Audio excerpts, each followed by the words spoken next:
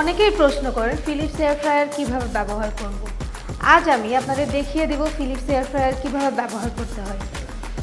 আজ আমি আপনাদের দেখাবো সবার প্রিয় ফ্রেঞ্চ ফ্রাই এবং বারবিকিউ চিকেন। আমরা এখন এয়ার ফ্রায়ারটি অন করব।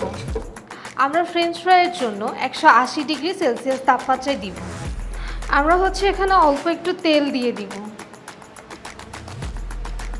আমরা এটাকে 20 মিনিটের জন্য সেট করে রাখবো 180 ডিগ্রি তাপমাত্রায়। আমাদের 20 মিনিট হয়ে গিয়েছে। আমরা এখন ফ্রেঞ্চ ফ্রাইটি বের করে নিব। ওয়াও, কালারটা অনেক সুন্দর এসেছে। আমরা এখন বানাবো বারবিকিউ চিকেন। তার আগে আমি একটু অল্প করে তেল দিয়ে নিচ্ছি। এখন আমি দিব ম্যারিনেট করা চিকেন।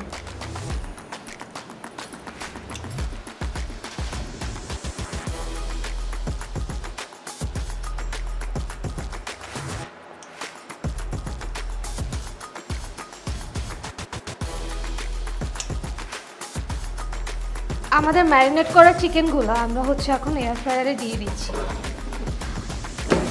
আমরা এখন টাইম অ্যান্ড টেম্পারেচার সেট করে নিব। আমাদের এখানে দিতে হবে 180, তারপর টাইম হবে 20 মিনিট। আমাদের বারবিকিউ চিকেন হয়ে গেছে। আমরা চিকেনটা বের করে নিব। দেখুন আমাদের চিকেনটা হয়ে গেছে। আজকে থেকে শুরু হচ্ছে আমাদের এয়ার ফ্রায়ার ফেস্ট।